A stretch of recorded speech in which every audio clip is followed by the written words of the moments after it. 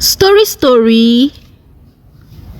Once upon a time, there lived a seemingly happy couple who family, friends, and their immediate community admired their display and show of love and affection.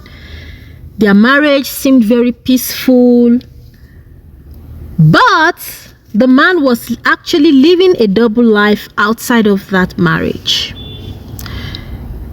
Not that he had so many girlfriends, but he had one girlfriend whom he was actually very serious with outside his marriage. Along the line, the girlfriend got pregnant for this man. She had the first baby, the second baby. As a result of this, which we cannot blame this woman as well, the side woman, she started calling for acknowledgement among his people and family, that she wants to meet his people. She wants the man to let his wife know that he has these children because they don't know what the future holds, so that when she comes out, they won't say it's a lie, that she's just, throwing tantrums. The man pleaded with this side woman that he didn't want her to destroy his marriage, that he loved the peace that existed in his marriage. He doesn't want to divorce his wife, and he doesn't want this heartbreak for her, because they started together from scratch and his dignity was just at stake, because we all know the kind of respect that comes, with men that seem like they are very noble in their marriages. To compensate this woman, this side woman, the husband said, "Please, I don't want my wife to ever know you or that I have these children. I will set you up for life. I will buy you a house, and I will make sure your children have an inheritance. I just want this outside of my marriage, outside of my family." So this woman was an anonymous woman in the life of this man. The wife didn't even get a trace that her husband was cheating. Unfortunately, before I go to the unfortunate incidents, the man bought bought a house for this woman in her name. But because they lived in an advanced country, which I believe that is what also tamed this man from trying to mess his legal wife up and try to keep it anonymous. So this house he bought for the side woman, he was still paying the bond. Unfortunately, along the line, this man was coming back from work one day, had an accident, and died on the spot.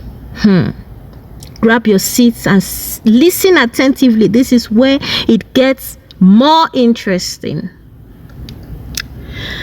Now this man was paying the bond. That side woman could not afford to continue with the bond. And remember, I said they were living in an advanced country. This woman, in the midst of all this mourning, bills needs to be paid in advanced countries, which is usually a monthly installment thing. Because this woman could not afford to continue the lifestyle that this man has set up for her and her children, she had to come openly now and say, "I have 2 children for this man. He told me with proof to keep our relationship and our children anonymous. And because these children were still minors, this man was actually still very much responsible for their upbringing, at least till they become 18 years old." This became such a great shocker for the real wife because she had no indication her husband was cheating. His family had no indication that their son was cheating. This woman said never. Everybody said never. The husband was not the one that, he couldn't have done this. He couldn't have. The woman was now in a worse state. And even wished that she had known. Maybe they would have devised a way around it that, it won't become such a liability for her life right now. Why is it a liability for her? Because in that advanced country that they lived, because DNA, the woman, when she was disproving the whole thing, they had to go for DNA testing, which came back that truly this man fathered these 2 children. And because this woman, the legal wife, was married in commune of property with this man, automatically she was also responsible for whatever burden the man left behind. Can you believe this? And that is the side woman took the matter to court because, of course, she's in an advanced country. She also knows her rights.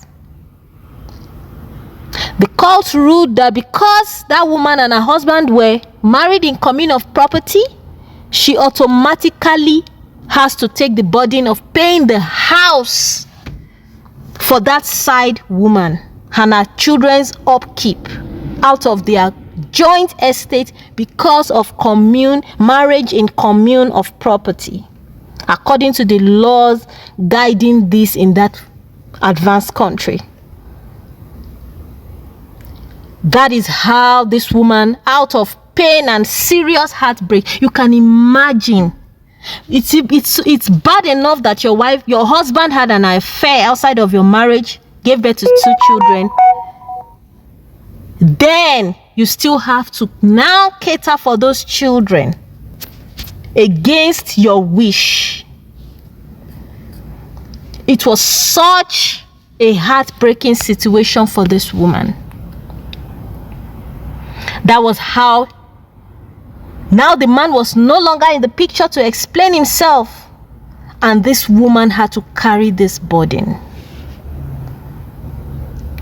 This is one of the many incidences of what infidelity, double life, can cause a marriage.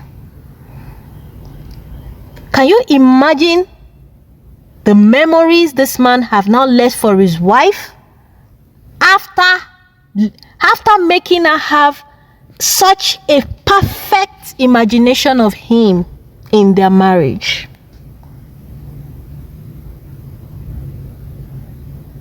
I hope we have all learned from this.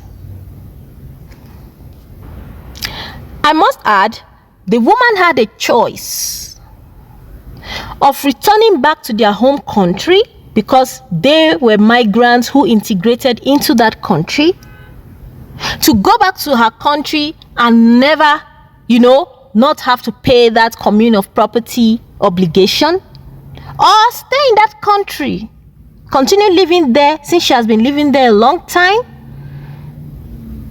and continue to pay that bond and the upkeep of those children from their communal property till they are 18 years old.